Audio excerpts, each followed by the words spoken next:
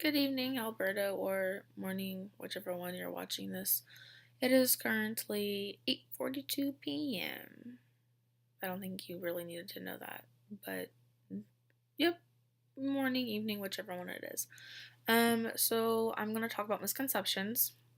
Misconception definition wise, it is a view or opinion that is incorrect because it is based on faulty thinking or understanding. Um, if I ever told someone that, they'd probably look at me and be like, okay, I'll have to think that through. So much easier to understand is saying that a misconception is something that we believe is right based off of our background knowledge. It is a conceptual misunderstanding. Two examples of some misconceptions are, I couldn't come up with any off the top of my head, so I looked some up. Go Google. Number one, the North Star is the brightest star in the sky. I honestly thought the North Star was always the brightest star in the sky. I also was one of those that could never pick out the North Star. Just because I was like, I don't really know which one it is. But it was the brightest one in my head. But that's wrong. So the North Star may not even be visible in the southern hemisphere. Didn't know that. And then it talks about how the brightest star in the sky is actually the sun, which makes sense if you think about it. And then misconception number two is the far side of the moon is the dark side of the moon. I obviously knew that the moon was round and there was no dark side was one side and so on. I always thought like, oh, I just never thought of this question or this explanation at all anyways. But the moon actually rotates as it orbits the sun just like the earth does. Therefore, the far side is not always the dark side. It's just how we see it. Misconceptions are important in science instruction because having misconceptions lead to student engagement and wanting to learn more. Learning through failure is when we do learn best. By letting our students explore is allowing leverage for those misconceptions. And then going on, talking about the standards. Also, sorry if I yawn, I'm super tired. You didn't ask. I asked myself today, Katie, why are you going into teaching? Kids are exhausting. I work at a daycare. But then I remembered that I don't want to teach 3 and 4 year olds. I want to teach second grade, ones that won't wipe their snot on me or cry on my shoulder all the time. But it's one of those days. I will talk longer. It's going to be longer than 7 minutes because I'm taking up my time talking about nonsense. But, anyways, back to the standards. So, the progression of the standards. This is simply talking about how the standards grow and build off of one another. It puts them into groups and allows them to make connections. It also allows us as teachers to decide what we will set up for our future students. Progressions are included in the next generation standards to illustrate how students are intended to progress throughout their school careers. The progressions are divided into 3 large groups. We have the earth science progressions, life science, and the physical science. Without the progressions of the standards, we would have a weak foundation, and with a weak foundation comes a weak structure. We depend on the standards to be our sturdy support system for us as we teach our future students everything they need to know, plus a whole lot more. I could ramble on some more about that, but I'm just going to keep going. You have the standard 5 PS1 3, and that is make observations and measurements to identify materials based on their properties. As a fifth grade teacher, my role would be to help the students understand that there are many different types of properties when it comes to anything and everything. No two things are the same. They are similar, but they are not the exact same. We can identify an item by its properties. Some examples of properties would be the color of an item, the hardness, is it reflective, does it respond to magnet forces, how dense it is, and so on.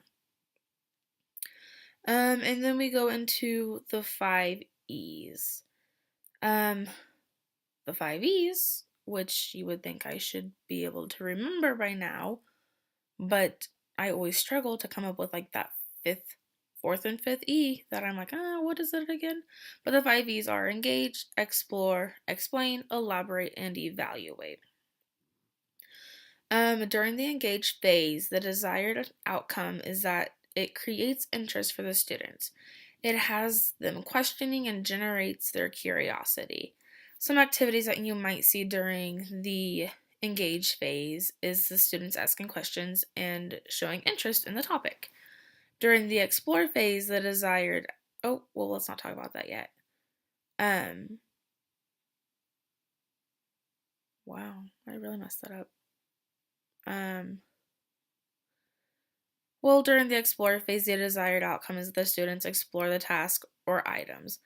It has them working together to come up with answers or solutions to things. It acts as a consultant for the students. Some activities that you might see during this phase is free thinking and suspended judgment. During the explain phase, the desired outcome is that the students are using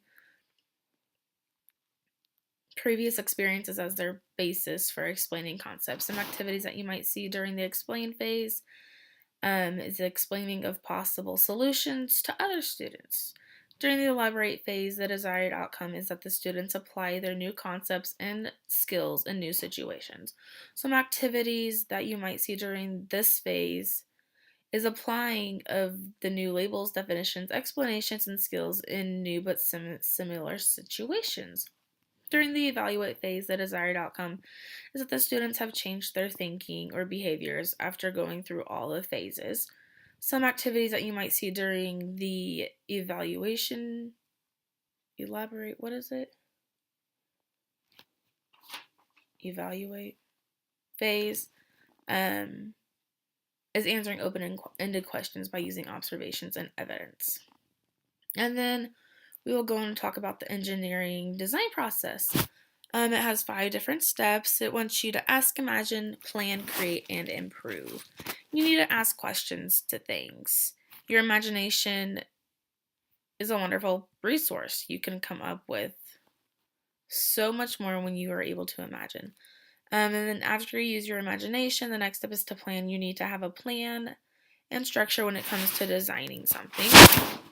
After you plan, you create that plan. After you create, you look for spots that need improvement. And then this last step is also where I believe that deep learning occurs. It occurs during the improve portion because you get to see where you messed up and what you need to fix. What can you improve?